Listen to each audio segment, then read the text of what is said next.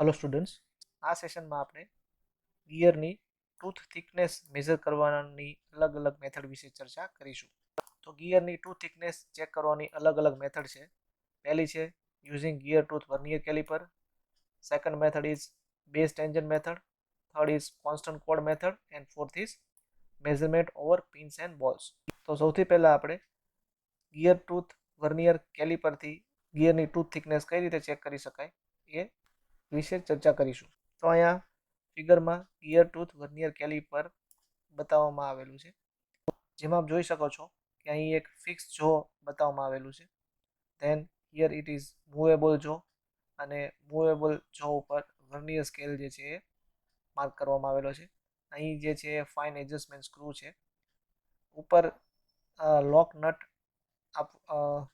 આપેલી છે, જેના વડે આ રીડિંગને આપણે લોક કરી શકીએ છીએ. તો અહીં હોરિઝોન્ટલ સ્કેલ પર જે માર્કિંગ આપવામાં આવેલું છે it is very similar to vernier caliper. પણ અહીં બીજું એક વર્ટિકલ સ્કેલ પણ આપવામાં આવેલો છે, જેની ઉપર પણ વર્નિયર સ્કેલ જે છે માર્ક કરવામાં આવેલો છે. અને વર્ટિકલ સ્કેલ ઉપર પણ લોક નટ અને ફાઇન એડજસ્ટમેન્ટ સ્ક્રૂ જે છે એ આપવામાં આવેલા છે, જેથી કરીને આપણે એડજસ્ટ કરેલું રીડિંગ જે છે એને લોક કરી શકીએ. અહીં વર્ટિકલ સ્કેલ ઉપર ગિયર ટૂથને એડજસ્ટ કરવા માટે એક વર્ટિકલ મૂવેબલ જો, જેને ટોંગ કહેવામાં આવે છે, એ આપવામાં આવેલું છે. અને એ ટોંગની મદદથી ગિયરની ટોપ ફેસ ઉપર ગિયર ટૂથ વર્નિયર કેલિપર જે છે એ ફિક્સ કરીને ગિયરની ટૂથ થિકનેસ જે છે એ ચેક કરી શકાય છે. તો આ ટોંગને ગિયર ટૂથ સાથે કઈ રીતે એડજસ્ટ કરી શકાય તે આપણે એક બીજી ફિગર દ્વારા જાણીએ. તો અહીં જે ફિગર બતાવવામાં આવી છે તેની ઉપરથી તમને ખ્યાલ આવશે કે અહીં જે ગિયર ટૂથ બતાવવામાં આવેલું છે એ ગિયર ટૂથની જે ટોપ ફેસ જે છે એની સાથે આ ટોંગને એડજસ્ટ કરવામાં આવે છે. એટલે કે એ ગિયર ટૂથ સાથે એ ટોંગને ટચ કરવામાં આવે છે, અને ગિયર ટૂથની જે પ્રોફાઇલ છે તેની સાથે આ હોરિઝોન્ટલ સ્કેલના જે ફિક્સ અને મૂવેબલ જો છે એને ટચ કરવામાં આવે છે. અને આ રીતે ગિયર ટૂથ વર્નિયર કેલિપરને એડજસ્ટ કરીને ગિયરની ટૂથ થિકનેસ આ ઇક્વિપમેન્ટથી ચેક કરી શકાય છે. So it is an instrument similar to the ordinary vernier caliper but having a second beam at right angles to the main beam. તો આ ઇક્વિપમેન્ટ ઓર્ડિનરી વર્નિયર કેલિપર જેવું જ છે, પરંતુ આની અંદર એક વધારાનો સ્કેલ જે છે એ વર્ટિકલ બીમ ઉપર આપેલો હોય છે. This additional beam carries a tongue sliding between the jaws, which can vertically slide up and down so that it rests on the top of the tooth.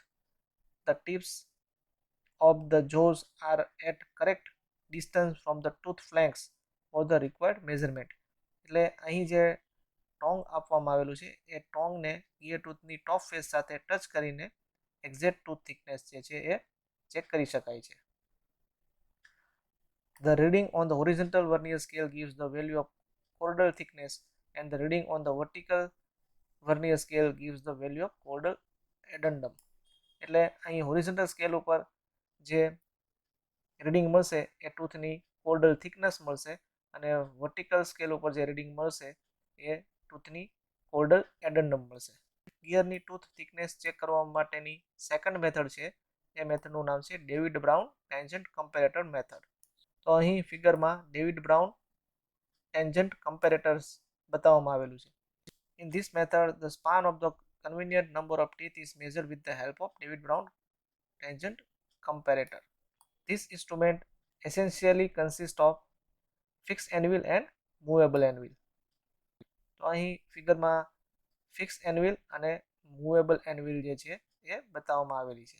There is a micrometer on the movable anvil slide. તો movable એનવિલ slide છે તેની સાથે micrometer, as shown in the figure, PQ is the length of base tangent W. તો અહીં second ફિગરમાં જે PQ distance બતાવેલું છે base ટેન્જન્ટની length છે. Now base tangent length is equal to arc AB plus arc BC, where arc AB is the tooth thickness at base circle and arc BC is S multiplied by base pitch, where S being the number of tooth spaces over which measurement it is made. Here number of base pitches, which is equal to S multiplied by pi m cos phi, where phi is the pressure angle. Now base tangent length, which is equal to arc AB plus S multiplied by pi m cos phi. From the mathematical calculation, the value of arc AB, which is equal to nm cos phi tan phi minus phi plus pi by 2n, and base tangent length, which is equal to nm cos phi tan phi minus 5 plus pi divided by 2n plus s multiplied by pi m cos phi. તો આ ફોર્મ્યુલાની મદદથી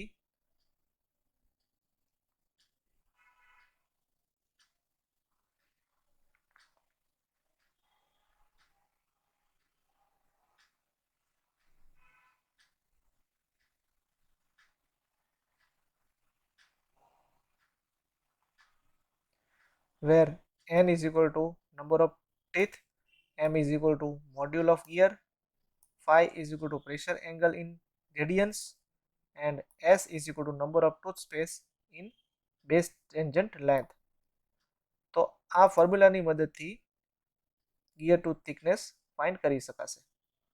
Now next equipment is Parkinson's gear tester.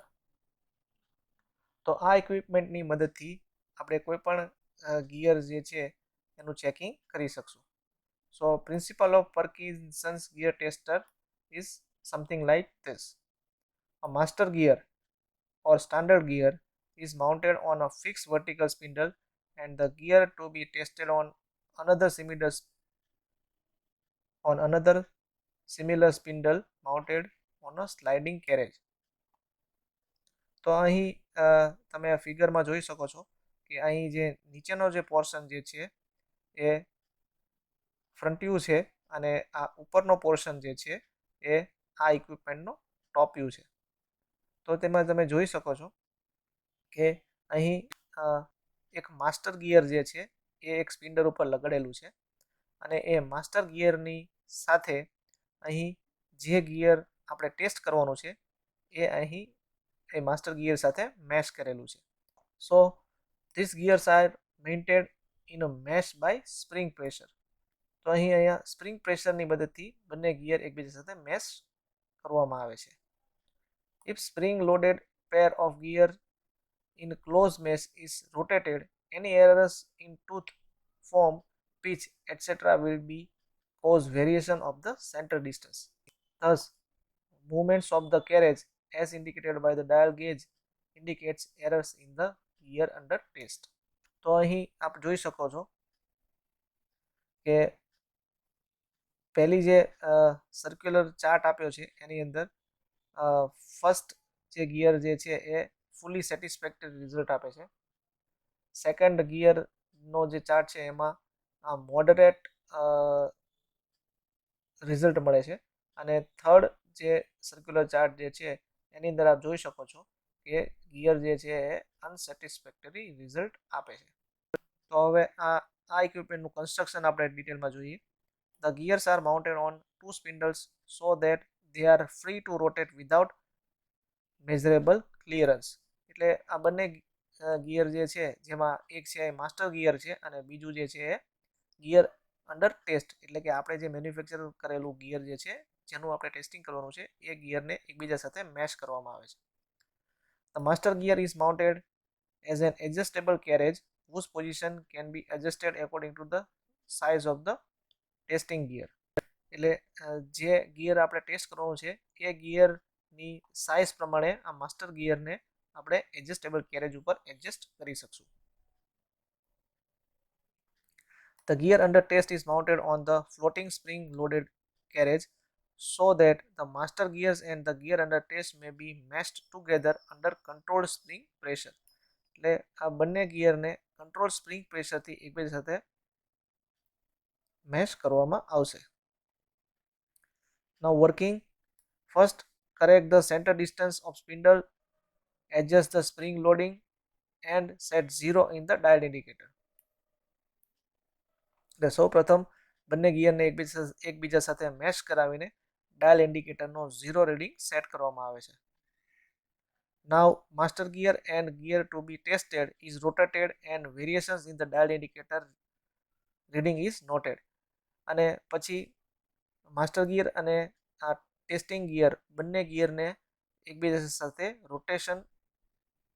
બંને ગિયરને rotate કરવામાં આવે છે અને dial indicator ઉપર જે વેરિએશન આવશે તેને નોટ ડાઉન કરવામાં આવે છે.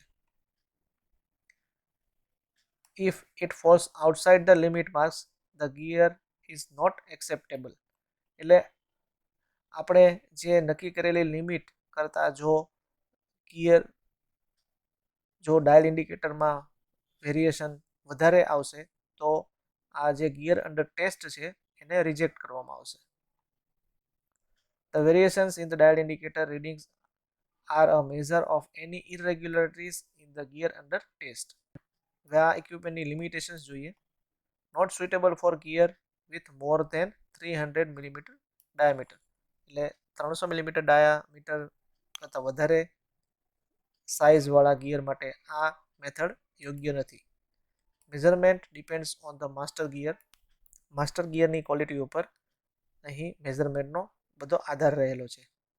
Errors are not clearly identify for type of profile, pitch, helix or tooth thickness. તો અહીં જે એરર મળશે એ ખરેખર શેના લીધે મળે છે એ નક્કી કરી શકાતું નથી. જેમ કે પ્રોફાઇલ એરર છે કે પીચ એરર છે કે હેલિક્સ એરર છે કે ટૂથ થિકનેસની એરર છે તે આ મેથડમાં નક્કી કરી શકાતું નથી. Friction in the movement of the floating carriage reduce the sensitivity. એટલે ફ્લોટિંગ કેરેજ જે છે એમાં રહેલું ઘર્ષણ એરર જનરેટ કરી શકે છે. સો these are the limitations of Parkinson's gear tester. તો આ સાથે આ સેશન અહીં સમાપ્ત થાય છે. Thank you very much.